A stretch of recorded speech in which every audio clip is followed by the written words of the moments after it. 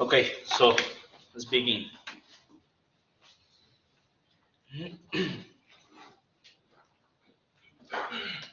All right, so again, if you have questions from the homework, then after class we can talk about any questions that you may have. All right, so last time we started talking about infinite series. We defined what it meant for a series to converge. Let's see, who can remind me? What does it mean for an infinite series to converge? The limits to Okay, wait, I'm hearing different things. What approaches a number? the limit. The series approaches a number that's bounded and it has to be no, it doesn't have to be monotonic. It can still approach a number as long as it's continually approaching and not jumping back and forth. Okay, you're confusing something. It didn't say sequence, it says series. A series is an infinite sum. What does it mean for a series to converge? What were you saying? That the limit to infinity exists. The limit of what? The limit of the series. No. Of the sequence. The sequence of partial sums. Remember, you have a series. What do? You analyze the partial sum, which is the finite version of the series, right? And then you take the limit of this sequence as n approaches infinity. If this converges, then the series converges. Okay? It's different. Series is not the same thing as a sequence. They are related because every series comes with some sequences attached. The general term, that's one sequence, the one that you use to make up the series, and then the other one is the sequence of partial sum. Okay? So two different things. They are related, but they are not the same. So again, let's see, that was geometric. So again, it's very important to understand these definitions. Otherwise, whatever I say is going to be Chinese for you. Okay, so you need to understand what this is. So again, how do we start? You have a sequence, which is an infinite list of numbers. And then what we do is we want to study the following, the sum of the terms of the sequence. You add all of these numbers. That's what a series is, okay? That's an infinite series. It's the sum of the terms of some sequence.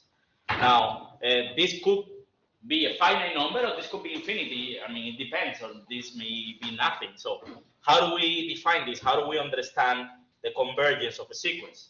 So what we do is, go to the definition, is you have your series, okay? And then instead of analyzing the infinite sum, we know how to deal with finite sum. So what we do is we start considering the following sequence, Sn. The first term is just A1. The second term is A1 plus A2. The third term is A1 plus A2 plus A3, and so on, okay? So little by little, we're adding an extra number to our sequence, okay? So this is called the sequence of partial sum. And, you know, if you think about it, the bigger n is, the closer this is going to get to whatever this infinite sum is, right? And just doing this for n equals infinity, if you would. So what do we do? Exactly that. If you want to understand this infinite series, all you do is you look at the sequence and you take the limit. If the limit exists, the limit doesn't approach infinity. So if the limit exists, that means Sn converges, and therefore we say that the series converges, and it will equal to whatever that limit is, okay? If the limit doesn't exist or is infinity, then we say that the series diverges. Okay? So the whole point is, how do we understand Sn, the sequence of partial sum? Okay? If we understand that, then we understand the series. And I remind you of the harmonic series. This is our first example of a series that diverges. Okay? That this series diverges. We argued this last time. Then we talked about geometric series. And I want to do a couple more examples of geometric series. And let me just remind you, so recall geometric series. Remember, this is a series that has the following form. It has the form a times r to the n, and it goes from 0 to infinity, or maybe, you know, from 1 to infinity, a times r to the n minus 1. I mean, the whole point is that this is equal to a plus a times r plus a times r squared plus a times r cubed, etc. Okay, if you think about it, regardless of whether you start at 0 or 1, if you look at this expression, your series is going to look like this. Okay, so a is the first term of the series.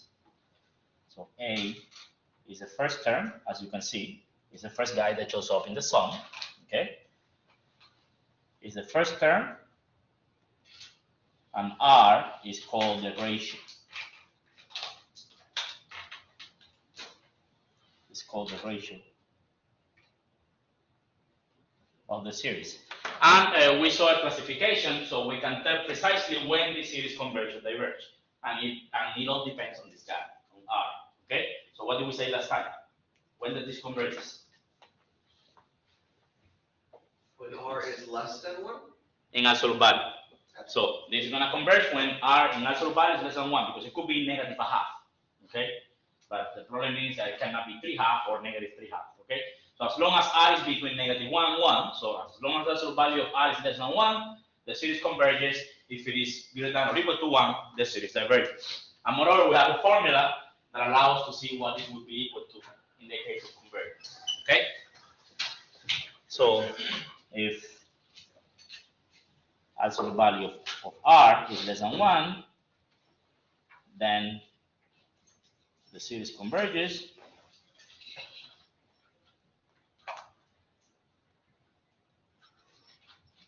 And moreover, it converges to A over 1 minus R. Okay? So, and let me emphasize the fact that this is first term, whatever that is, over 1 minus the ratio. Okay? So that means that, okay. And then if the absolute value of R is greater than or equal than 1, then the series diverges. Okay? So the moral of the story is, when this happens, we have that the sum from 0 to infinity of A times R to the n equals A over 1 minus R. Okay? As long as the absolute value of R is less than 1. So we have that formula. And, any variations of it. Let me actually, okay, let me ask you a question. What is the sum from 5 to infinity of A times R to the n? What would this be?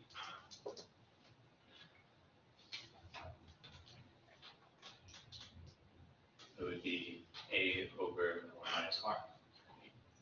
What is A?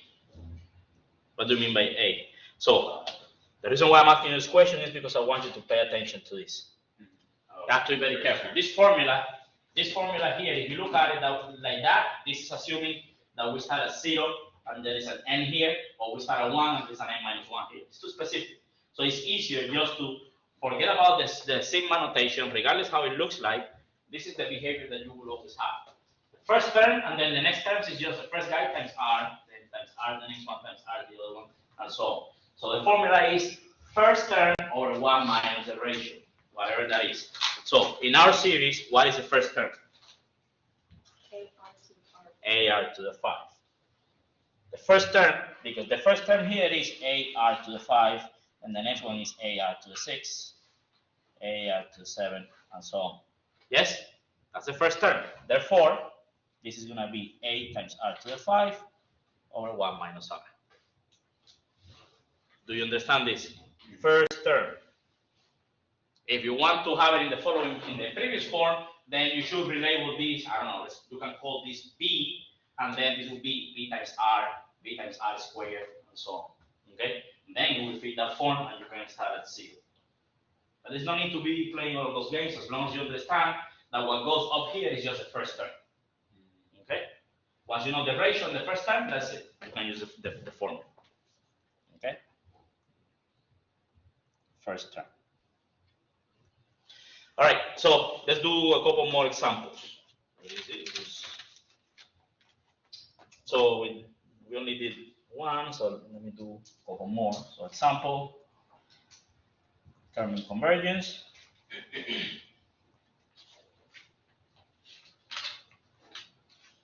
Find the sum if possible. All right, so let's see. For the first one, let's do the sum from 0 to infinity of 3 over 2 to the n. And let's do the sum from 0 to infinity of 3/2 to the n. Okay, so let's take a look at these two. Let's see. Do you feel comfortable working with the summation notation? Do you understand how to work with that? Okay. So the first one, do you recognize this as a geometric series?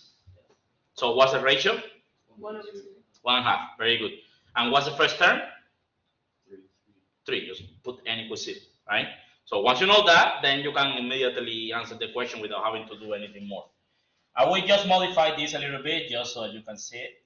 So you can write this as 3 times 1/2 to the n, which then can be written as 3 times 1/2 to the n. And now it's clear that your a is 3 and your r is 1/2, okay? But the point is that if you can detect that without having to do this, then that's all you need really to be able to determine convergence and figure out the sum. So I'll say a few more words on this. So anyways, from here now we see that the first term, okay. So the first term, what's the first term? 3. What's the ratio? 1/2. The ratio is 1/2. So it means that the absolute value, so the absolute value of the ratio is the absolute value of 1/2 is less than 1. So what does that mean? It will converge. So it means that it converges. Okay, so ratio less than 1 mean in absolute value means that it converges, and therefore we can figure out its sum. What is it? 6. So what's the formula? The first term over 1 minus r.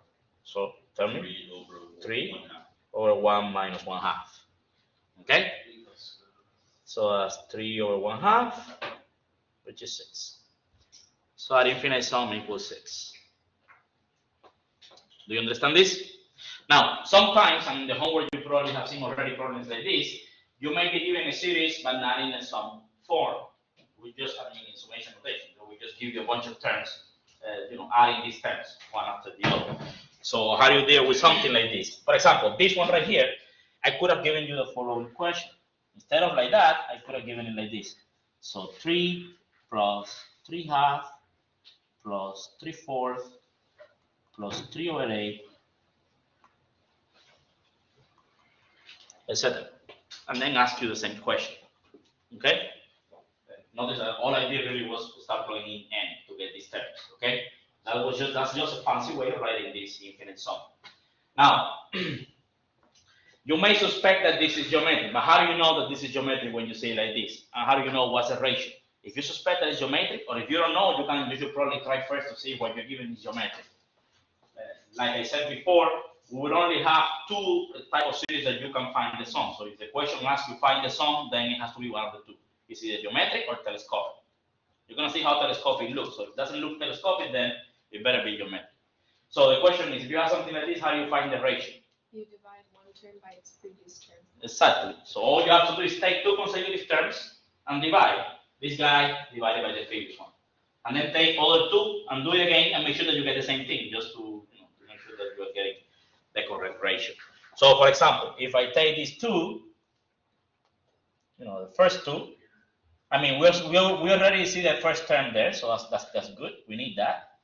So if we divide this, 3/2 divided by 3, what is this? 1/2. Now let's take 2 more. Now I'm gonna take these 2 and repeat the process. If I do 3/4 divided by 3/2, what is this? That's 3/4 times 2 over 3, right?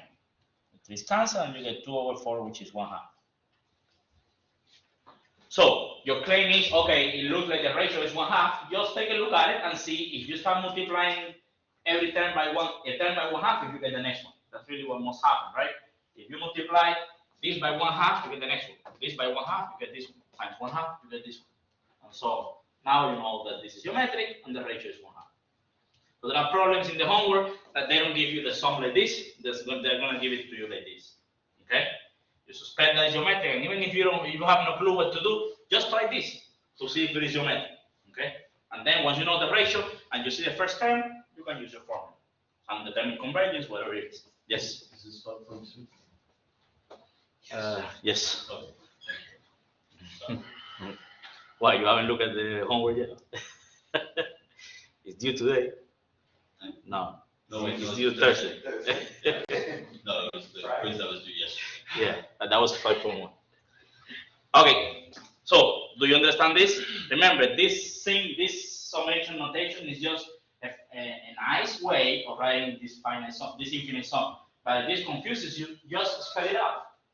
You can work with that. Okay. All right. So again, this question here tells you that the ratio is in the 1/2. Okay. So that's how you can determine that. This is extra. This is not part of the problem because we did it with the stuff above, but this is something that you can do as well. All right. How about number 2? Is this geometric? Okay. So let's see. It's geometric. So you need to be able to tell me first term and ratio. So the first term is 1, good, and the ratio is 3/2. So what do we know about this series? Converges or diverges? Diverges because it's bigger than 1, right? Then diverges. Since the absolute value of 3/2, which is the ratio, is bigger than 1. Okay? So this diverges. We okay with this? All right, let's look at a little application of geometry series. And we can use this, from maybe intermediate algebra or college algebra. Not college, you usually don't do this in college algebra. But in some courses, you play a little game in which you learn how to write, rational numbers and numbers that can be written as a fraction.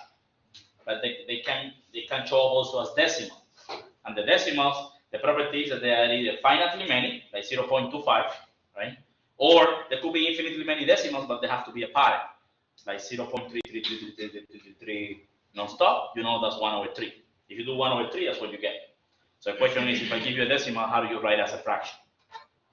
So if I give you 0.08080808 non-stop, that's a rational number, so you should be able to write as a fraction. What is that fraction? If I give you 2.12525252525 non-stop, that's a rational number. How do you write it as a fraction? Do you understand the question that I'm posing? Okay, so the point is that we can answer that question by using geometry series. Okay, so we're gonna do it now. In algebra, you used to do this with a little trick.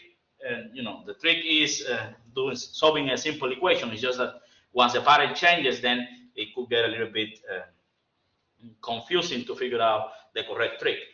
But just to show you what is it, the observation is, for example, I'm gonna show you quickly the 0.9 repeated. By the way, this is the notation of 0.99999. That is the same thing as 1. Okay, so let's figure this out quickly with the trick that I'm saying. Okay, so I'm gonna call x. I'm gonna call it 0.9 repeated. Yes. Let me write a couple of 9s. Repeat it, and then I'm going to multiply by 10. If I multiply by 10, what do we get? 9.9, right? And then let's do 10x minus x. So 10x minus x, that will be this line minus this one. Let's see, what is that? Do you agree that it's going to be 9? Yes? Because, all the decimals, they cancel out and you get 9 minus 0. Agree? But what's 10x minus x? 9x. So x equal 1. Okay, so that means that, remember, we call this one x. We say that x was 0.999, but now here we get that x is 1. You can extend this trick to fit any pattern that you're given, and then you can play something similar. It's anyways. I like to use geometry series, so let me show you how we can show that using geometry series. Okay, but let's do another one more interesting. Then I'm gonna do here on the board this one as well using geometry series. Once you see this example, so write the repeated decimal as a fraction. Let's see. I think if we do 1, that should be enough. So let's do 0.08 and repeat it. So remember, this stands for 0.08, 08, 08, and so on. Okay, that's what that means.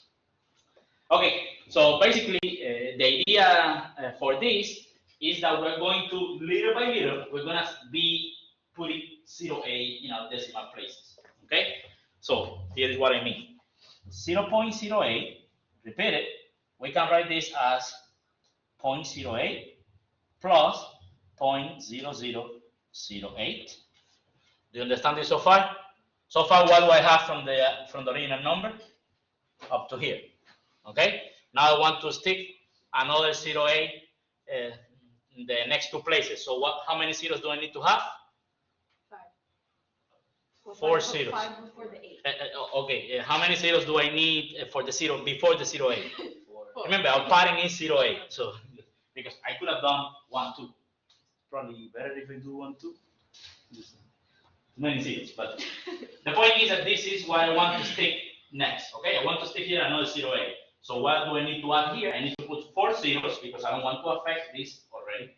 This pattern that I have created so far, I don't want to affect it. So I need 4 zeros and then my pattern, which is 0.8. Yes? Then if you want to stick another 0.8, how many zeros do we need? 6. We need 6 zeros and then my other 0.8. 0.8. It's not 8. The pattern is 0. Yes? So this will be 1, 2, 3, 4, and then 0.8. And hopefully you understand what's going on, right? I keep doing this forever and ever, and then this sum is the same thing as the original number that we have. Does that make sense? Okay, now let's try, because these are finitely many, finitely many decimal places. We know how to write these as fractions. Notice how this idea keeps coming back over and over again since we started doing improper integrals. Every time that you want to deal with something that's infinity, what do?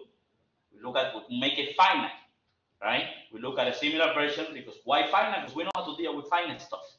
Okay, we did it for integrals, we did it with series, with the sequence of partial sum, now we're doing it for this problem. This is an infinite sequence of 0.8s.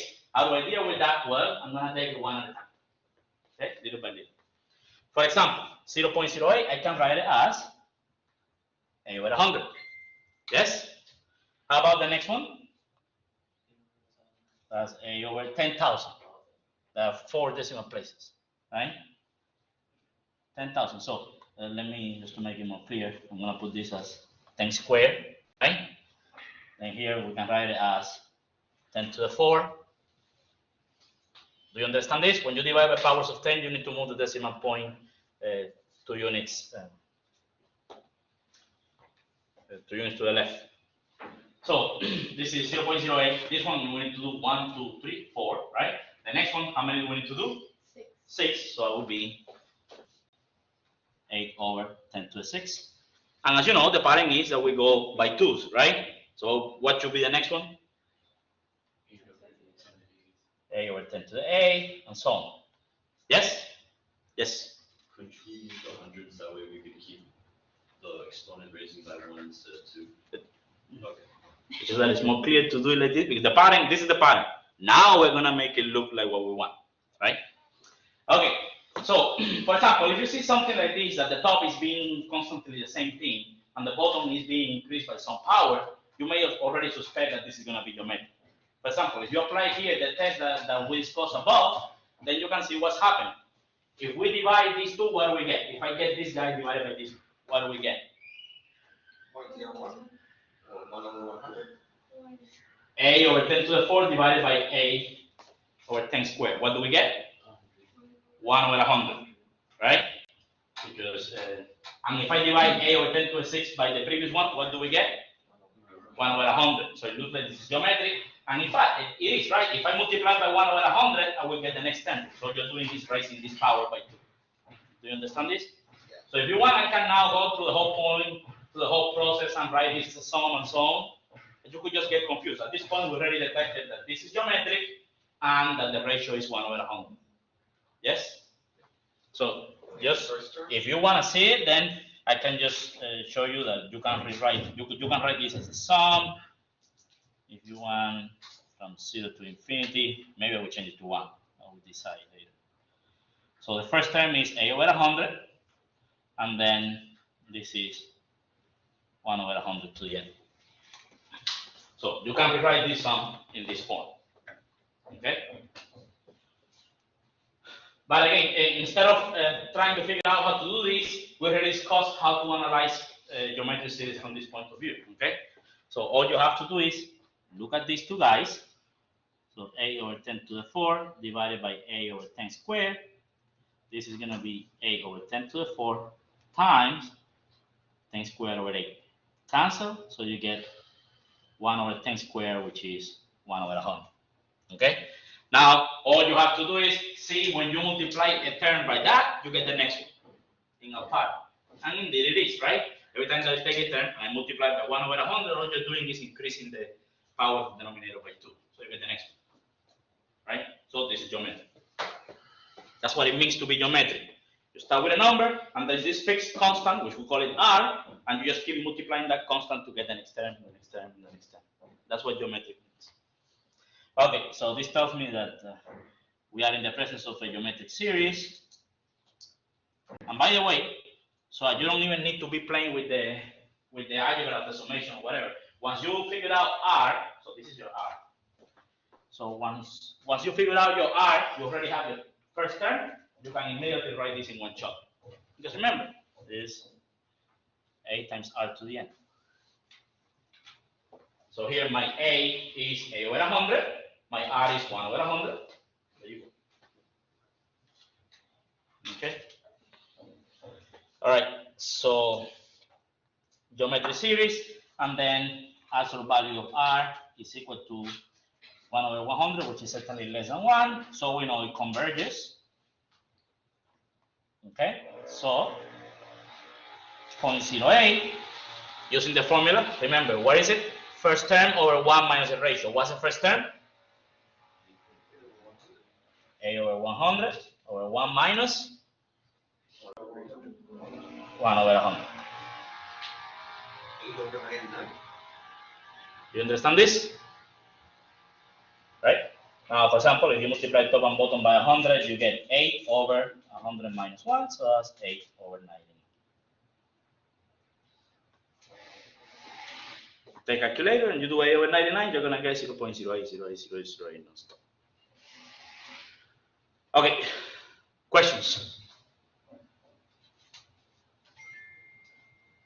Are we okay with this? For example, let's quickly do it here. So what's the pattern here? So 0.9, repeat it, we can write this as 0.9 plus 0.09 plus 0.009 and so on. Right?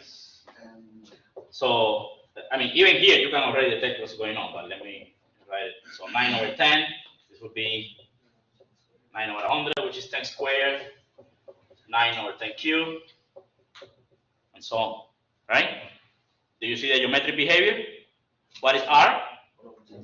1 over 10. So R here, R is 1 over 10. And what's the first term?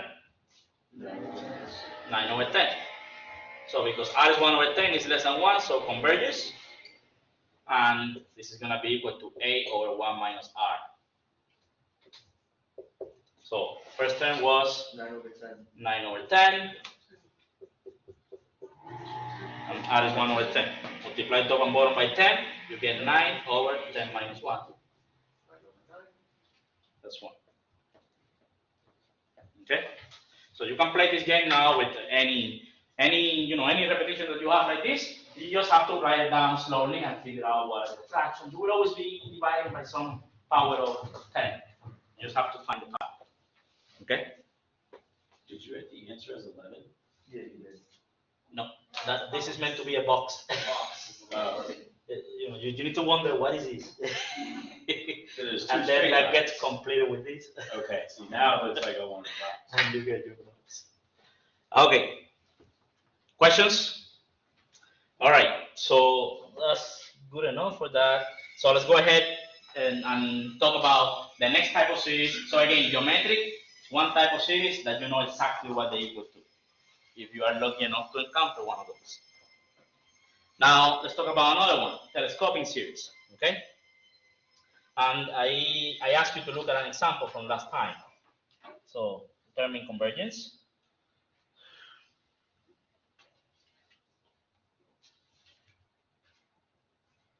Find the sum if possible.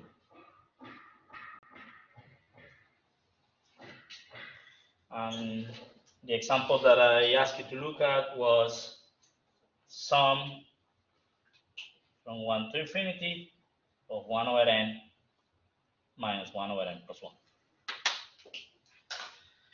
Okay, so you probably you need to convince yourself that this is not a geometric series, okay? But if you want, you can write down a few terms and then see that there is no consistent ratio here, okay? Also, here I'm giving you the general form, and the way this is written, there is no way that you can write this as a number times r to some power. There's no way you can do an algebra that will make it look like that. So, this. Or you can do e to the ln, but that's not the kind of stuff that we are dealing with here.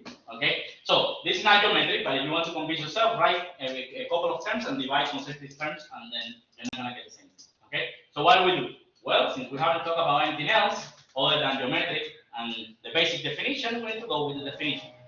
What's the definition to analyze convergence? You have to look at a Sn and see if it converges. Okay. So, and remember, the secret for geometric was that we were able to say something about a Sn. We got a formula for a Sn in the geometric case, and then we could take the limit nicely. So let's try to see if we can do the same thing. So, remember what is a Sn. So let's see, if I call this an, okay, then a Sn is a1 plus a2 plus a3, I'm gonna write a couple, plus a4, all the way down to an, okay? So I'm gonna write what each of these things are. So who can tell me what is A1? 1/2. Okay, if you do that, you're not gonna be able to solve the problem. Just stick to the formula. So it's 1 minus 1/2. It's true that it's 1/2, but if you do that, then you're just gonna see a bunch of numbers being added together, right? Because after all, you are adding positive numbers, and then you're not gonna be able to see what happens. So when you see this type of behavior that you have a difference of two terms, don't combine them, just leave them like that. Leave them be. Okay? You're gonna see what's gonna happen soon. So the first term, A1 is 1 minus 1/2. What's the next term? A2. 1/2. What did I just say? Don't combine them. 1/2 minus 1/3. So 1/2 minus 1/3. Yes? What's the next term? 1/3 minus 1/4. 1/3 minus 1/4. And I think you get what's going on, right? So keep going. Let's see. Tell me what is the second to last term? 1 over n minus 1 1 over n minus 1 minus 1 over n. 1 over n. And then what's the last term? 1 over n minus 1 over n plus 1. The last term is always, whatever you have in there. Do you understand this? Okay, so this right here is exactly what I have written above. It's just instead of using my a's, I'm just putting what the a's are. Does everybody understand how to obtain what's written on the board? Franklin, do you understand what's written on the board? Yes. Did you look confused? Fine. All you have to do is n is 2, just put 2 in the formula. It's 1/2 minus 1 over 3. N is 3, put 3 in the formula. 1 over 3 minus 1 over 4. That threw me for a loop up at first. Now I get it. Okay. Yeah, the n minus 1 plus n, then n. So basically you have a difference, and then notice how the denominator, whatever this is, the next one is just plus 1, right? You have a 2, then you have a 3. You have a 3, then you have a 4. So, okay, so this is a finite sum. What do you notice that happens here? Notice how this cancels with this. There is a negative 1/2, that then you have a plus 1/2 in the next term. Yes? Mm-hmm. Similarly, there is a negative 1 over 3 here that cancels with the 1 over 3 that comes right after. Yes? So this guy cancels with this one. What will happen with this negative 1 over 4? It's going to cancel with the next one that comes after it. Yes? So this cancels with this. And then we have all of these cancellations happening. That's why it's good to write the tail also. You need to write a couple of terms at the end so you see what happens. For example, this guy, does this guy survive or it gets cancelled? With whom? The one before. Yes? So all this cancellation, because the trick here is on knowing what survives. When all this cancellation happens, you need to know what survives. So this guy is going with somebody from before, right? And then the negative 1 over n is going with this one. What happens to this one? It survives. Doesn't get cancelled because there is no next term. Remember, we caught it at n. You understand this? So what is this equal to, really? 1 plus 1 minus 1 minus 1 over n plus 1. Right? It's positive, but it's a negative. So do you understand this? So this Sn is really just this. And now what do? We have formula for Sn. So what do we do to analyze convergence? Take the limit. What's the limit? 1. 1. The limit as n approaches infinity, 1 over n plus 1 is 0, so you get 1, right? So what can you deduce about the series? It converges, and what is it equal to? 1. Do you understand this? This is the definition. If you want to analyze a series, look at Sn. If you can understand Sn and take its limit, then you're done. The point is that when this is very complicated, the formula here in the series is very complicated, you cannot play this kind of game. And then what do you do? That's why we're going to be doing all the stuff in the following sections, how we deal with more complicated cases. But in geometric cases, and in cases like this, we're good to go. So, limit as n, now we take the limit of Sn, and we are lucky that we have a formula we can work with. And in this case, this part here goes to 0, so you get 1 minus 0, which is 1. Hence, what does that mean? It converges. So the series converges.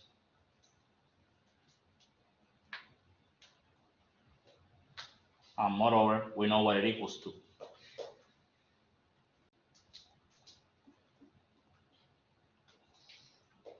It equals 1. Do you understand this? Now, let me make following remark. So note, we have 1 over n minus 1 over n plus 1. If I were to combine this, what do we get? We get n times n plus 1 in the bottom, and then on top, we're going to have n plus 1 minus n. So that's 1 over n times n plus 1. So, I could have given you this. What if you had instead this question? The sum from 1 to infinity of 1 over n times n plus 1. How do you answer this question? Let's say that you didn't know what we just did, okay? And this was the original question. If I ask you this, analyze this series, how would you go about it? If you write a Sn, you're not going to get this cancellation business anymore. Because you will actually be getting the simplified version that you were telling me at the beginning. The 1/2 and the, I don't even remember, what was the next term? The second 1/6, the 1/6, and so on. But everything is plus, plus, plus, nothing cancels. You don't see what happens there, right? So how do we deal with this? Yes? Partial fraction decomposition. Good.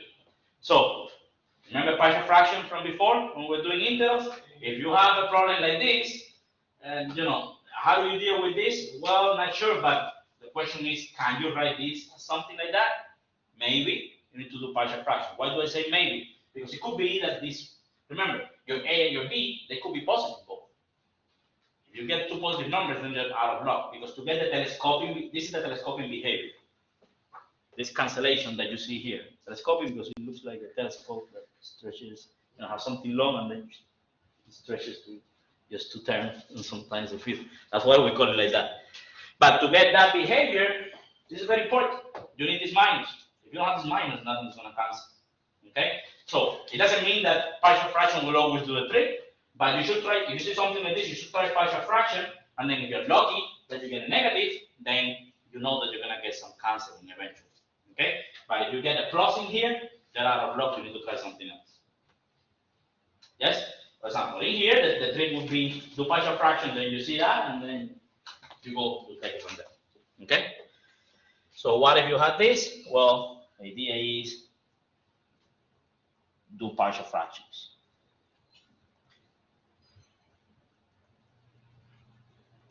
Okay, so I'm gonna do an example which we're gonna do partial fractions, and the canceling is not as straightforward as the one that we just did. Okay, because again, like I said here, it's kind of easy to see what cancels at the beginning. The point is, can you spot the pattern so that you figure out what survives at the end? Yeah, it was pretty easy because everything, a term was canceling right next to each other. And so you know that only the first and the last will survive. But sometimes it happens that the term here cancels with 3 terms down the line. And this kind of stuff start happening. And then, you know, the question is from this list, who's gonna survive? Okay? So let's do an example like that.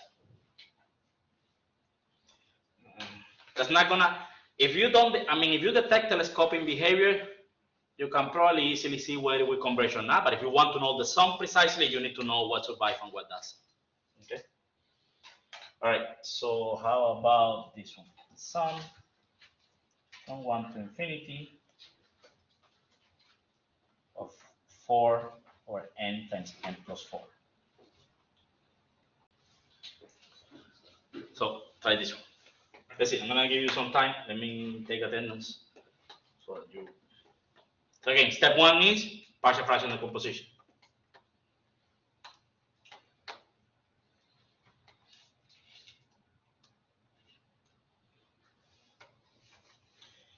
Carl Abbey, Isela Costa,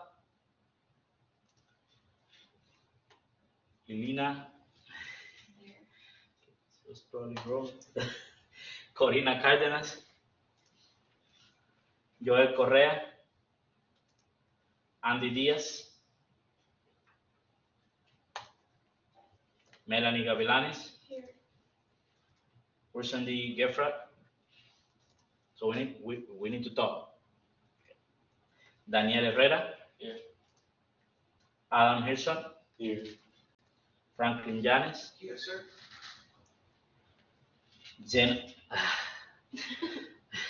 Okay, wait. Zina. Yes. Okay. For two today.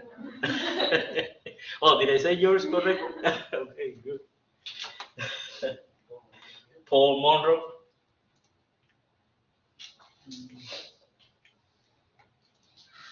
Kyle Silvera. Laura Sayas.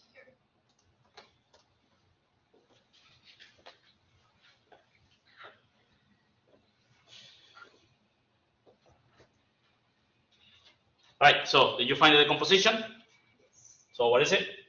1 over n minus 1. Oh, wait, like the steps or like the final answer? Tell me the final answer, then I'm gonna do it here so it stays in the notes, but I want to see the final answer. 1 over n minus 1 over n plus 4. Everybody got this? Yes? Okay, so I'm just gonna do it really quick. Okay. So again, we want to do this. And I put the 4 in there in the top so that we will have a nice 1 on top. Otherwise, if you have a number, it's not a big deal. It's just that it's, then you have to be a little bit more careful. But okay, so let's see. So what's the idea here? So you do a over n plus b over n plus 4 and clear denominators. So we get a times n plus 4 plus bn. And now here, luckily, the shortcut does the job for us. So when n is equal to 0, we can find a. So we get that 4 is equal to 4a, so a is 1. And then when n is equal to -4, we can find b. So we get that 4 equals -4b, so b is -1. Good. So we have a decomposition. Okay? So that's 1 over n minus 1 over n plus 4. Again, if we would have gotten here that b is equal to positive 1, for example, out of luck, because then you have a plus in here and then not telescopic. So you have to try something else. This technique is not going to work. Do you understand this? But in this case, we're good. All right, so we see this minus, and then we see that the terms are kind of similar in the sense that the bottom is n and the other one is n plus 4. So eventually, if we write out Sn, we're expecting the telescoping behavior to kick in. There will be some simplification. We just need to spot when this happens. And you know, this guy can give you a hint. when the simplification is going to happen. Okay? For example, here we had a +1, and the simplification happened immediately in the next term, right? We have a +4, we probably are gonna, we need to go down like 4 terms down the line before we start seeing some sort of simplification, okay? All right, so let's see, let's write Sn. So remember, I'm gonna call this one An, this is my An. So Sn is A1 plus A2 plus A3 plus A4 all the way up to An, okay? Now, to easily see the pattern, my advice to you is to write down enough terms until you convince yourself what's going on, okay? So for sure, you need to start writing terms until you spot the first cancellation happen. Then you should have more terms to keep seeing the cancellations to figure out the pattern, and once you more or less have the pattern down, then you decide how many terms you need to write at the end, okay? You will see what I mean in a second. Just gonna start writing terms. So what's the first term? 1 minus 1 over 5. So 1 minus 1 over 5. Yes? Right? So what's the next term? 1 half minus. Remember, it's 1 over n minus 1 over n plus 4. So you need to do plus 4. So 1 half minus 1 over 6, right? No cancellations yet. So what's the next term? So the first one is going 1 by 1, so it's easy to remember the first term. So the first, what's the next one? 1 over 3 minus 1 over 7. No cancellations yet. The next one, what is it? 1 over 4 minus 1 over 8. No cancellations yet. The next one? 1 over 5 minus 1 over 9. Okay, so we see the first cancellation is going to happen, right? This negative 1 over 5 is canceling with this one that's positive over here, okay? All right, so now the telescopic behavior starts to kick in, okay? So the next one is 1 over 6 minus 1 over 10. Now you see how this negative 1 over 6 is going with this one, right? Then 1 over 7 minus 1 over 11 and plus 1 over 8 minus 1 over 12. And at this point, we already have canceled the first row, so we probably already will have the pattern down by then. So I'm gonna write plus, a bunch of 3 dots. Then, it took us how many terms to see the pattern? 5 terms, okay? To be comfortable, I would like to write the last 5 terms in here. I probably will, if we write the last 4, it would be good. But to be comfortable, I want to write the last 5. I will write the last 5, okay? So how do you write the last 5? Just backtrack this index 5 times. So n minus 1, n minus 2, n minus 3, n minus 4. So n minus 4 is the how you say that? The fifth to last, or Yes. fifth to last is the fifth to last, okay? The n minus 4 is the fifth to last. N minus 4 or the n minus 5? Hold on. No, yeah, because n is like n minus 6, so it's n minus 4, because it's n minus 1, n minus 2, n minus 3, n minus 4. That's the fifth to last. Okay, so I'm gonna put here the n, let me remind myself. So I'm gonna be writing here the n minus 4 term. So remember, that's 1 over n minus 4, and then you need to do plus 4. So that's 1 over n minus 1 over n. Okay, now I'm gonna write the n minus 5th term. That's 1 over n minus 5. Why n minus 3 then? That's 1 over n minus 3 plus, I need to do plus 4. So what goes here? N plus 1. N plus 1. Good. And this should be a minus. Plus, now I'm doing the n minus 2 term. So 1 over n minus 2 minus, what do I write? 1 over n plus 2. 1 over n plus 2. Then, keep increasing.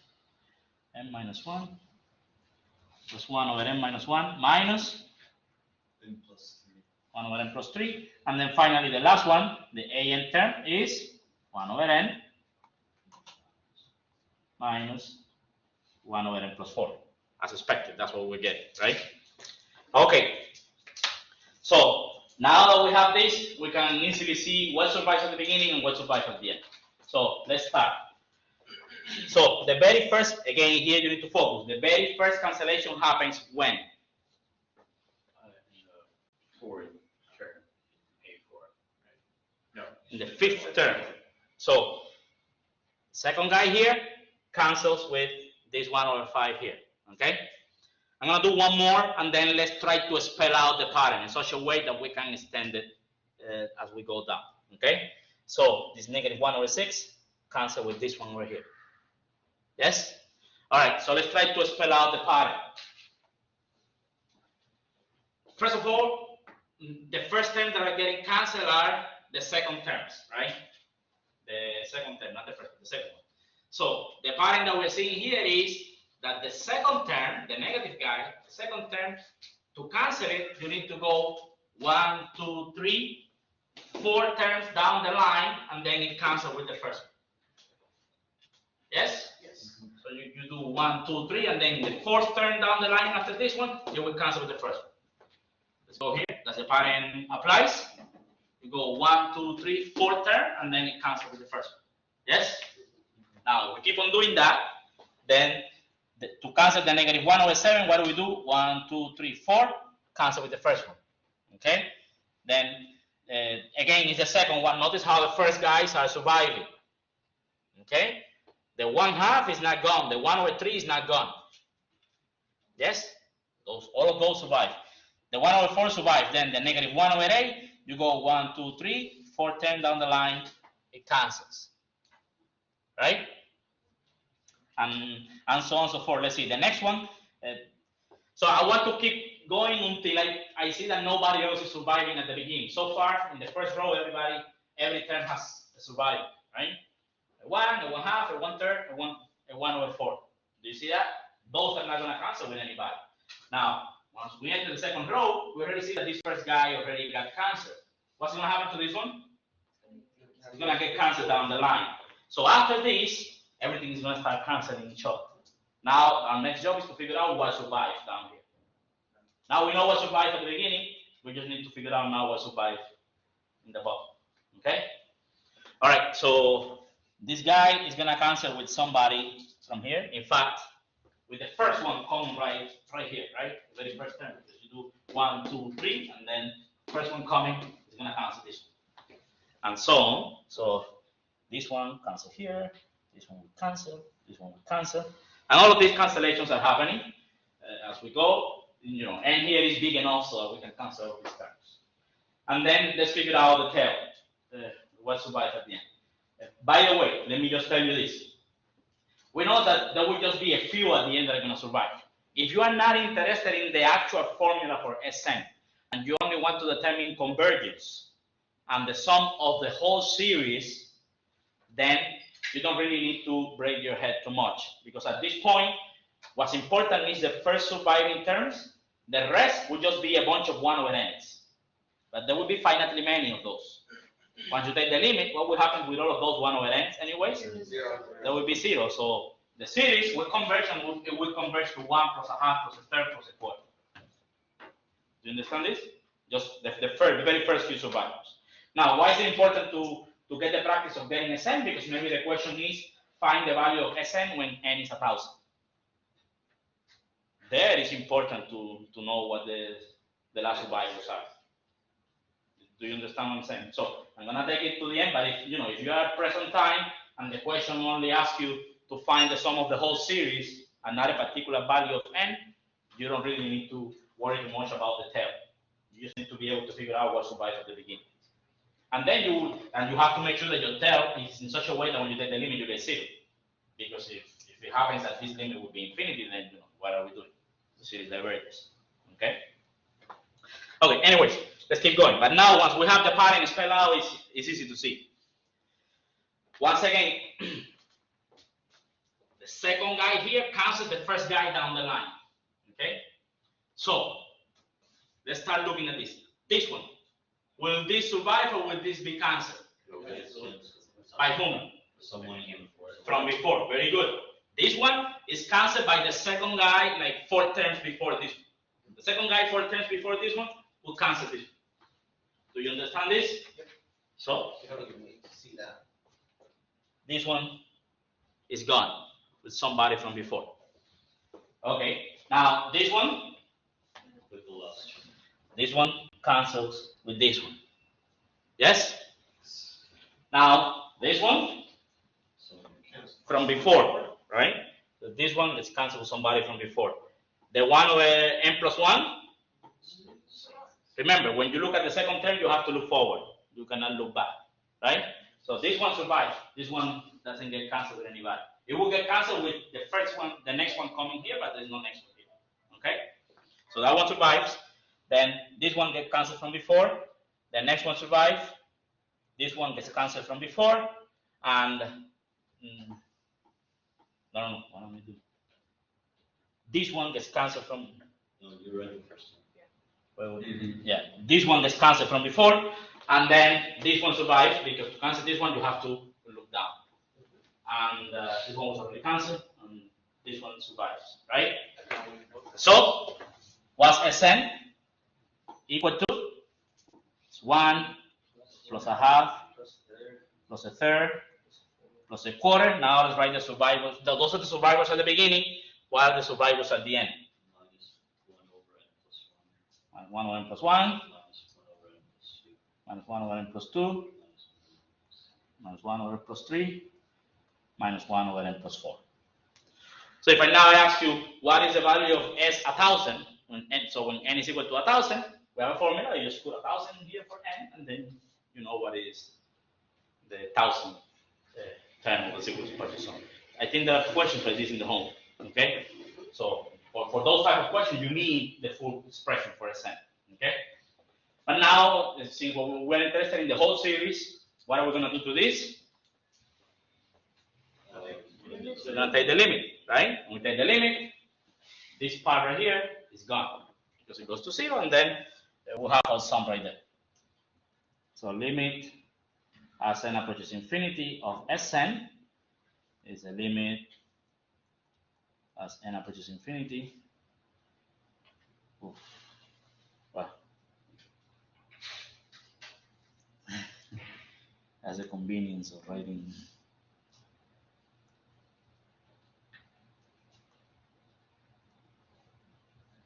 Of this. Okay, and then it's clear that this goes to 0, this goes to 0, this goes to 0, this goes to 0. So we are left with 1 plus a half plus a third plus a fourth. And this is, so the LCD is 12. So that would be 12 plus 6 plus 4 plus 3. Yeah. So what do we get here? 10, 22, 25.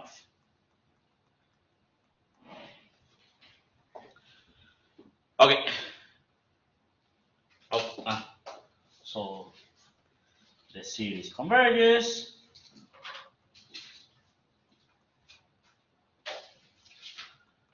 To 25 over 12. And so we will write that this equals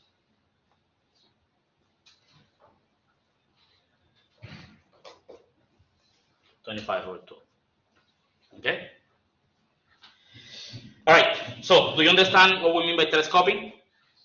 And so when you have a telescoping behavior, and the minus is really the key. Now it may show up in many forms. It doesn't have to show up like this in fractions.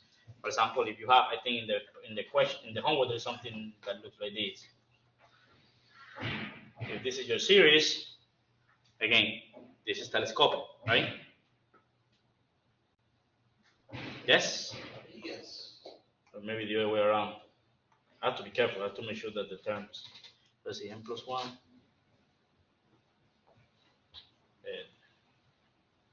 It would be, but anyways, I just want to be safe. Let me write it like this. Yeah, this is the first term is ln of 1 minus ln of 2. Then ln of 2 minus ln of 3, right? And so you start seeing the cancellations and so on. Okay? For example, this one will diverge, right? Because there will be an ln, the first term, and then an ln surviving at the end, but the limit of that is infinity. So something like this would diverge. Okay. All right. Okay. Questions about telescoping? There's really not much to say about telescoping series. Just to pay attention to the pattern. That's all. Okay. Are we good with this? All right. We're on fire today, so that's good. So now that we have studied these two special type of series, geometric and telescoping, I repeat, until maybe the end of next month, we're not going to see all the series that we can actually find the value. We're going to learn other techniques that will allow you to find the value of a series. But until we do that, the ones that we know for sure what they equal to are geometric and telescopic. Okay? The rest, we will only content ourselves in trying to figure out whether they converge or not. Okay? Which is what we're going to start doing in the next section. And before we get there, let's look at some general properties now. So the same way that when you have limits and derivatives and integrals that we define, if the limit exists, the limit of the sum is the sum of the limits, you can take constants out and that kind of stuff. Well, the same idea translates here to series, because after all, remember, the convergence of a series is just a limit, the existence of a certain limit, okay? So these properties of limits, they extend to series. So suppose that you have two series and that they both converge, and let's say that the first one converges to a number A, capital A, and the second one converges to a number B, that's capital B, okay? And C here is just a constant, it's a real number. So then the fact is that if these two series converges, then the following two series converge. In other words, if you multiply the general term by a constant, it's going to converge. I'm not putting here the limits, just to say notation, but you know, there is an infinity in there and all of that, okay? And it turns out that, you know, all you do is, just like what we used to do for integrals and limits, you can take the constant out of the infinite sum, okay? So you can factor out the constant, and so this new series will converge to C times A, where A is the value of the old series. So basically what this is saying is that you can, if you have a converging series, you can take constant out, okay? That's what this is saying. So you can factor out a constant from that infinite sum. And the next fact is that if you have two convergent series, if you add them, that's with the sum, with the plus, you will get a convergent series. If you subtract them, you will also get a convergent series. Okay? So the sum of an plus bn, this is one series, but of course you can split it as the sum of the two series. And if it's a minus, then you split as a minus, and therefore the value here would be a plus or minus b. Okay? So you can take two convergent series and make new ones by adding them, subtracting them, okay? All right. Questions? Do you understand this? All right. And notice I didn't say anything about products. Product is a different story because, for example, product of two series, you're multiplying two infinite stuff. So you have to be careful. You need to understand how you can do distributive property there. And in general, it's not true that if two series converge, I mean, if a product of two series converge, it could be that one of the series diverge, but the product still converge. Okay? So you have to be very careful there. Yes? You wrote the sum of an plus or minus the sum of an equals a plus or minus b. Yes. Should be b. Thank you. All right, so let's do a quick example. So again, these are just general properties that you can use when you have a convergent series. Whenever you need to, you make factor out constant, or you have a sum, you can split it, etc. But this is very important. You need to know that the two series converge. Okay, like for example,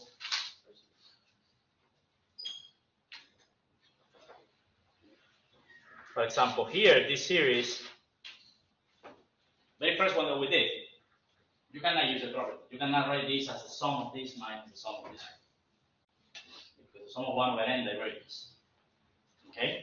You can only separate them if you know that they converge individually.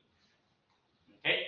That's the same thing for limits. You cannot say that the limit of a sum of two functions is the sum of the limits unless you already know that the limits of each of the functions exist individually. Because typically that's the case, and you don't stop to think about that and you mechanically separate them. But the point is that you have to make sure that both limits exist. Okay?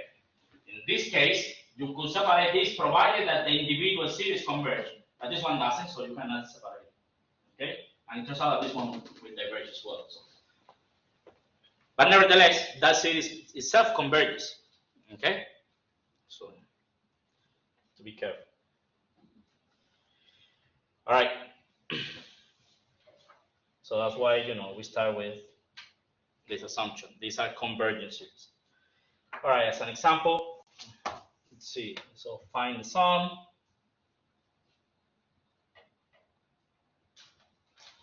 And then I'm just going to do one. Let's do the sum from 1 to infinity of 2 over 3 to the n plus 3 to the n over 7 to the n minus 1. Okay. So what do we do here? We have to solve the individual limits first. See if they converge both of them. So, first look at it and see what type of series. First of all, this as it is, it doesn't appear to be any of the series that we have started, right? But if you look at the first term by itself, what does it look like? It's geometric, right? And will that one converge? If you think about it as a series by itself? Yes. Yes. What is R? 2 over 3, and that's less than 1, so it's good, okay? So that one is good, and we know what to do with it. The question is, how about the second one? What is that? Is that geometric? Not geometric? If you're unsure, my advice to you is you either play with it, with that formula, or write out the terms and take consecutive terms, divide them, and see. Okay, you don't have to stay 10 minutes staring at it without knowing what to do. Just write your terms and divide them. It's probably faster than trying to think what to do. Okay? But in this case, it's actually pretty easy, so I'll show you the trick. The point is that, for this to be geometric, it will have to look like this. A number times something to the n. Or something to the n or n minus 1, or the power has to be an expression involving n only. Like here, your number is 1. You have 1, that's your a. 1 times r to the n. Yes? But you could have 1 times r to the n minus 5. That's okay. It's just that you need the n to be in the power. Okay? So the question is, how can you make this look like a number times something to the n or to the n minus 1 or something like that? Well, the rule is that if you have a fraction, if you want to make this as something to the n, you need to have the same power, right? So you could take out a 3 from here, and there will be a 3 to the n minus 1 here left over. And then you can write it as 3 times 3 over 7 to the n minus 1. Do you understand what I just said? If you have a fraction and you have a power in the top and a power in the bottom, how can you write that as something to one power only? The powers have to match. Yes? Do the powers match here? No. No, so I want them to match. So how can you make them match? Remove a 3 from here. I can do that. I can split this as 3 times what? 3 times 3 to the n minus 1, right? Because you need to add the exponents. So if you take out 3 from here, there will be n minus 1 in here. And now the powers match, so you can put them together. That's what I'm saying. But if you don't like that, the price that you need to pay is that you have to sit here in the corner, write those guys down, the sum, and then divide and figure out the ratio on your own. Okay? Yes? Can you also take out a 7? Like, can you split up the exponents of the 7 that you'll take out a whole number 7? Even? Not take out, but you mean increase You have to. the power. You will have to multiply top and bottom by 7. Like, it would be like 7 to the power of n times 7 to the power of negative 1. And since on the bottom it'll be just a 7 on the numerator, and then you take it out, and it'll be 7 times 3 over 7 to the n. Okay, this is just, if you want, what you want is to bump this to an n. Yeah. That's what you want. Multiply top and bottom by 7. Yeah. Because I just did it in the more remember, complicated way. if you want to increase the power, what do? You multiply by the base with whatever power the amount that you want to increase. I want to increase by 1 and multiply by 7. If I wanted this to increase by 2, let's say that this was an n minus 2. I multiply by 7 squared. If it was an n minus 10, I multiply by 7 to the 10. If I wanted to bump it up to n. But now, if you multiply the bottom by that, you need to multiply the top as well. So you can multiply top and bottom by 7, and then you have a 3 over 7 to the n. I'm going to take out the 3 because I don't want to introduce, but you can do that as well, okay? You could do this, and then you fix the powers, okay? But I would rather go ahead and, so I'm gonna do it right here before I do any splitting. So 3 times, and then it will be 3 to the n minus 1 over 7 to the n minus 1, okay? So this turns out to be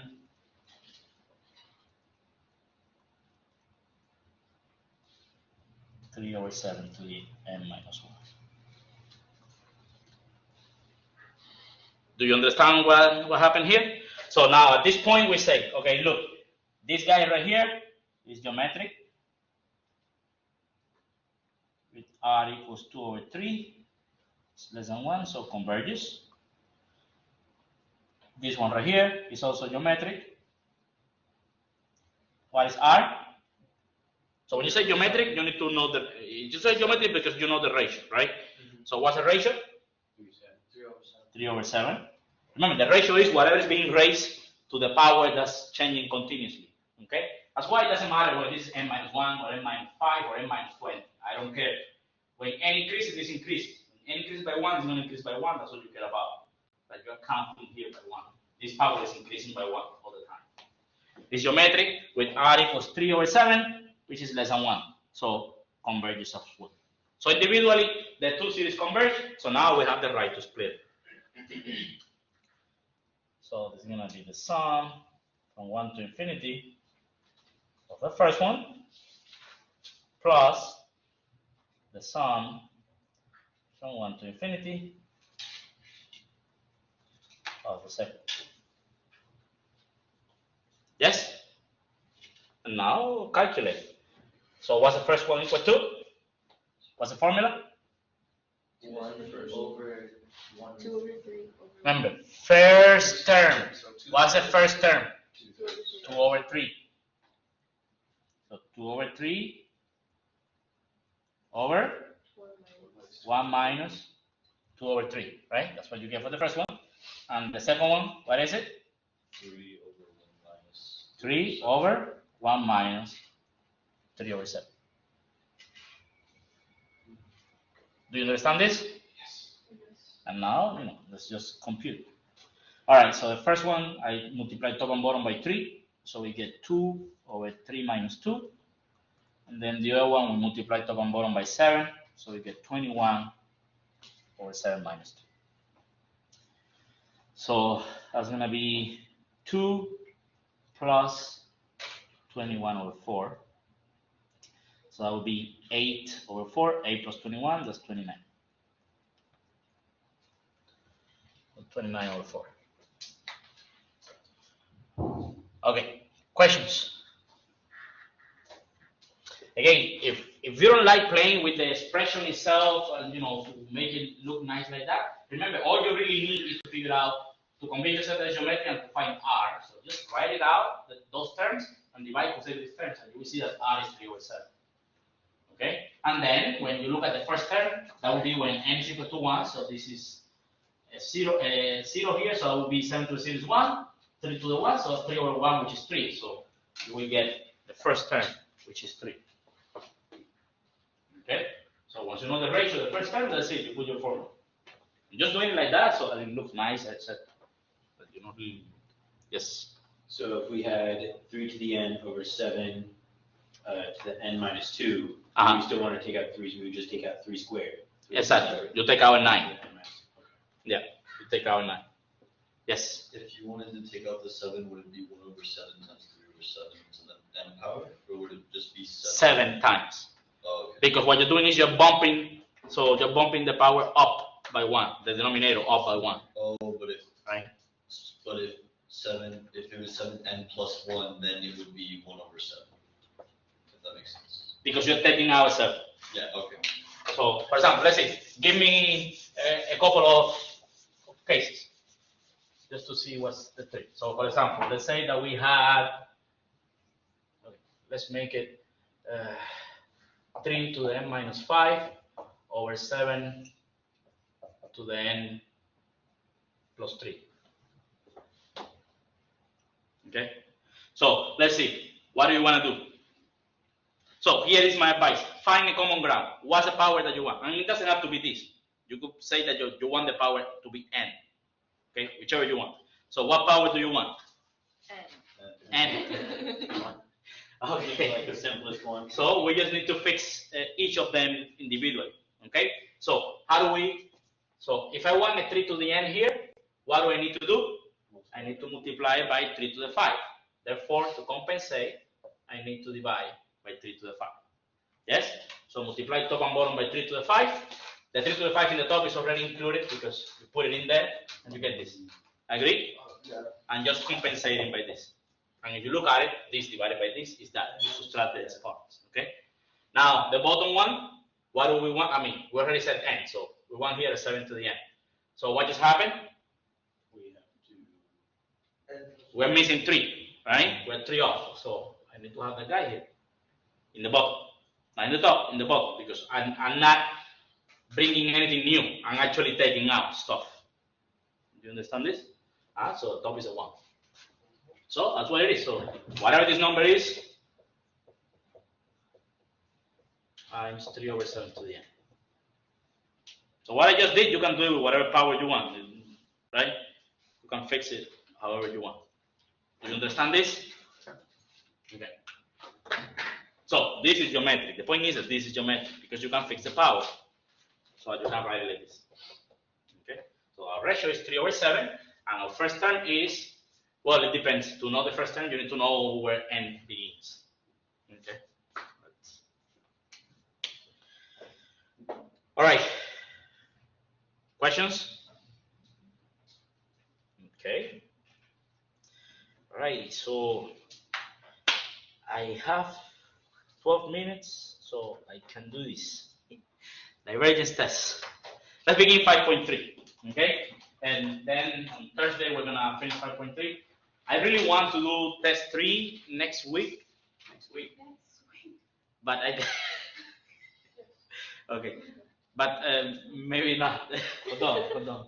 Because I wanna have 5.4 and 5. So 5.4 we're gonna begin in next on Thursday, hopefully. But then I don't think we're gonna finish it. And I want to have 5.5 as well on the test. And the reason why I want to have test 3 as soon as possible is so we can have a 4th test. The more tests you have, the better it will be for your grade, because the less individual tests weight in general. Okay, so just looking at the time, I said next week, so that way we'll have time, but that's okay. We can do it definitely on this week. Okay. Can we look at a calendar while you're talking about this? Oh, I'm looking at the calendar. Can we You are not all looking look at at the the calendar? So here.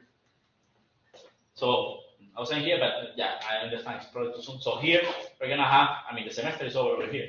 Okay. Right. So we're gonna have test 3. Let's do it here, either the 12th or the 14th. I will let you know exactly next week. Okay. So we're gonna do it in 2 weeks, basically.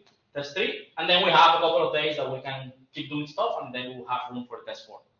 We'll do it in the last week of class, which is here. And that would be like the 500. This option. Okay, So then there will be a final. It's just that I want to have 4 tests. That way your grade includes 4 tests. And the final is optional, replace your lowest grade, that doesn't change, okay? Yes. So let me finish this, then ask me questions after, please. Otherwise it will be 2 p.m. and then I just... Anyways, this is quick, okay? This is quick, but it's important. This is very important. So this is, it's called the divergence test, and this is our first theorem of a series of theorems that we're going to study that will allow you to determine whether a series converges or diverges. In this case, what this does is, this test will allow you to tell whether a series may converge or not. So in some instances, you can determine, okay, we diverge, and then you stop. But this test is usually inconclusive, and then you have to do something else, okay? As you're about to see. But this is the first thing that you always need to do. Actually, before you do that, you should see your series is geometric and telescopic. If it's not, divergence test is the next thing to apply, okay? Let me explain what it is. And before I do divergence test, I'm gonna write a theorem, and the theorem is gonna be, the divergence test is actually a consequence of the theorem. So theorem, the name is not too important, but it is the name. Nth term test.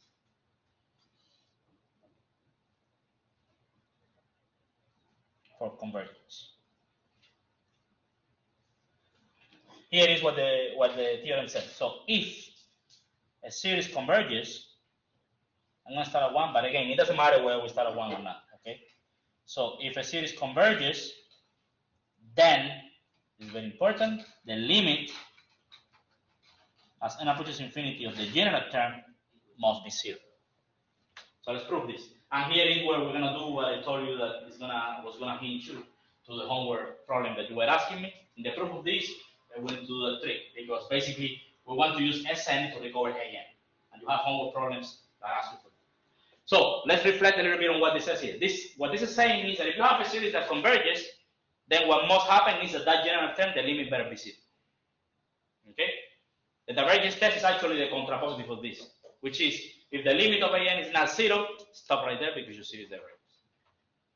So when you see a series, the first thing that you do is take the limit of that thing that you see inside the series. If that limit is not 0, walk away, it diverges. Okay? Now, this is not a definite test because, as you know, we have 1 over n, harmonic series. What's the limit of 1 over n? It's 0. But yet, what do we know about the series? Diverges. Okay? So if the limit is 0, if the limit is 0, it doesn't mean that it must converge. It could still diverge. But if the limit is not 0, then you get for sure that it diverges. Okay? So this doesn't guarantee convergence, but it guarantees divergence when you have it. Okay? Anyways, let's see why this is true. So proof. So again, this is an if-then statement. The way that you argue if-then is that you assume the if part, and then given that the series converges, we need to argue that the limit better be 0. Okay? So assume that we have a convergence series. Okay? You said if we don't get 0 as the limit, then it definitely. I will write that later. That would be a consequence. Let's now focus on this statement so we understand. What I said about the non-zero, etc., is an equivalent form of this. I will write that down below. So assume that this converges. Okay, that we have a convergent series. Okay, then what does this mean? What does it mean for a series to converge? It means that the limit of Sn exists, right? It equals something. So then the limit, then the sequence Sn. Remember that here Sn is A1 plus A2 all the way up to An. Then this sequence converges. So it converges to something. So let's say that it converges to a number L, okay, or S. Okay, let's say it converges to S. Okay, so basically all I'm saying is that when you take the limit as n approaches infinity of Sn, that's going to be equal to this number S. Agree so far? That's what it means when we say that a series converges. Now here is the clever, if you want, part of the theorem or of the proof is to realize what I was telling your classmate at the beginning today. So to realize that Sn is equal to A1, and by the way, this is true for every series, so we're going to be taking advantage of this from now on, okay? Sn is equal to A1 plus A2 all the way up to An, but I want to write it a little bit more specific. I'm going to write it like this. If you take a look at it carefully, what is this part right here? This part that I just highlighted, what is that? Sn minus 1. That's just Sn minus 1. So Sn equals Sn minus 1 plus An. So this is a recursive way of writing Sn. Do you understand this? Remember, Sn is the sum of the first n terms. So if you delete the last term, you have the sum of the first n minus 1 term. Sn minus 1. So from here it follows that An equals Sn minus Sn minus 1. Okay? Now, we use this idea when we did remember the problem that we did when we were talking about sequences with the nested square roots, square root of 3, square root of 3 times square root of 3 and all that business. What idea did we use? We define it recursively, like we have here, a recursive definition. Then we said, well, if the original sequence converges, then the one that is one term behind must converge also to the same place. Just think about it. Sn and Sn minus 1, they're just the same sequence, just that this one is one step behind. Sn minus 1 is just one term behind Sn, but whatever Sn is close to, Sn minus 1 will eventually get there when n approaches infinity. Do you understand what I'm saying? So the point is that these two sequences, they have the same limit. So Sn minus 1 on Sn, so since Sn minus 1 and Sn both converge, and since they both converge because we know that Sn converges, and Sn and Sn minus 1, same thing embedded. Just one term behind. Both converge to S. We have, remember, the statement is about An, that the limit as n approaches infinity of An is the same as the limit as n approaches infinity of Sn minus 1, but each of them converges, so the limit of the difference is the difference of the limits, because they both exist. But this is just S minus S, which is equal to 0. Okay? So moral of the story. There are several things to learn from this proof. First, this is how you can get An. If you know a formula for Sn, that's how you find An. You have homework problems about this in 3.2. Okay? They give you Sn and then they ask you to find An. This is what you do. Okay? So that's one thing. And then the second thing is the actual result, that if a series converges, then that forces An to have limit 0. So corollary of this, corollary means direct consequence of this statement. This is what we call the divergence test. So the divergence test says if the limit of An is not 0, what can you deduce about the series? It better diverge. Because a series either diverges or not, right? If it doesn't diverge, then it converges. But if it converges, the limit has to be 0 of An. But it's not. So that's the problem. So if the limit is not 0, the series diverges. If the limit as n approaches infinity of An is different than 0, then the associated series diverges. And this statement is actually equivalent to the previous one, so this requires no proof. Okay, the proof is right there. Yes. Does it matter what we're starting n? Nope. With? Like it says n minus n equal to 1. Not at all. Equals 4. Doesn't matter. Okay. So let's see if let me make it more specific. Remember, we agree that when I don't write anything, it really means it doesn't matter. Because this is at infinity, right? So it doesn't matter. Are you okay with this?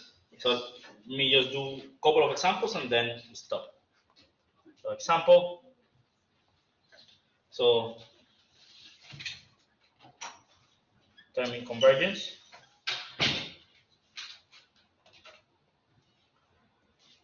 So let's see. The first one is, let me just to get it out of the way. What do we know about this? Converges or diverges? Diverges. So we know that this one diverges from before. So from before is harmonic. But what? The limit as n approaches infinity of 1 over n is 0. In other words, if the limit is 0, do not say, oh, then it converges. That's not what that statement is saying. The statement is saying if it's not 0, it diverges. If it is 0, you don't know. It may converge, may not converge. In other words, the limit being 0 is a necessary condition, but it's not sufficient. For a series to converge, it's necessary to have limit of An equals to 0, but it's not sufficient. Here is your counterexample. Okay, the limit is 0, but still diverges.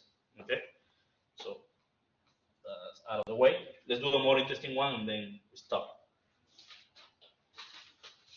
From 1 to infinity of n factorial over 2 to the n.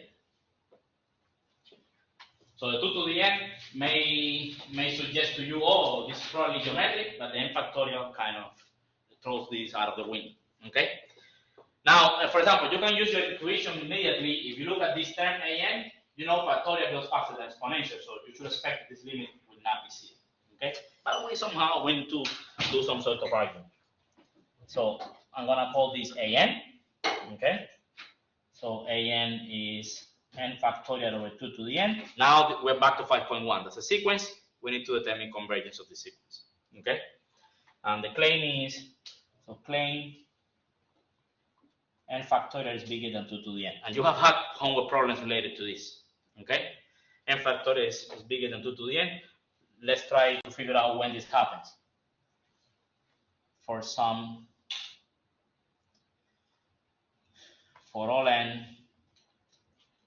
greater than or equal than some fixed n. The question is, of course, what is this little guy? Okay. The reason why I'm asking this, I'm saying this because at the beginning, 2 to the n is bigger. Okay.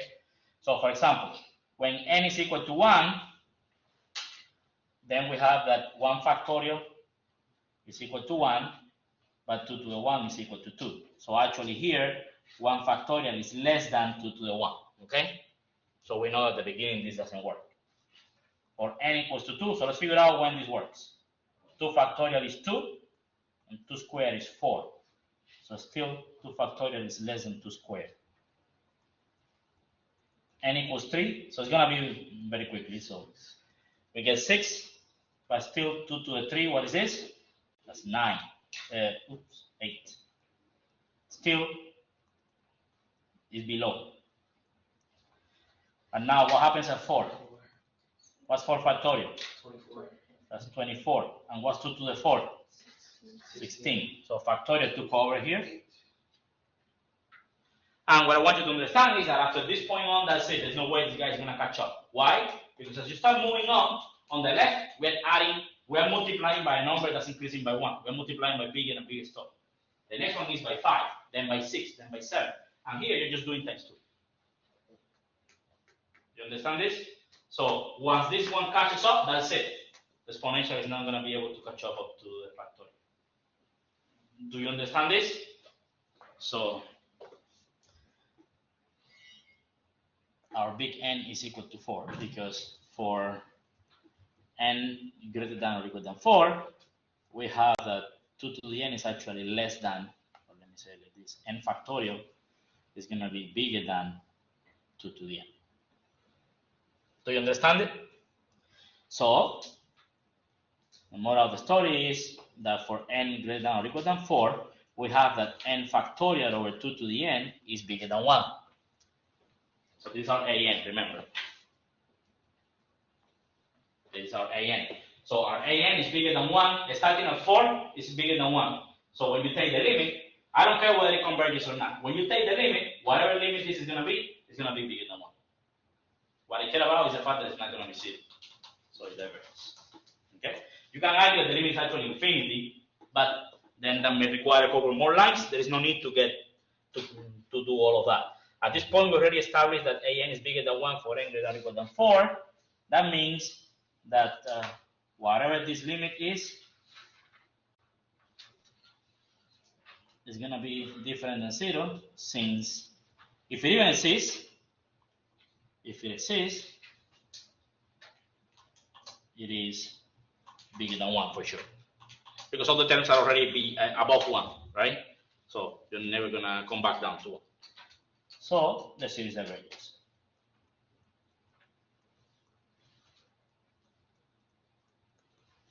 So this series right here diverges by the divergence test. So I'm going to be using divergence test, okay? The DT for divergence test.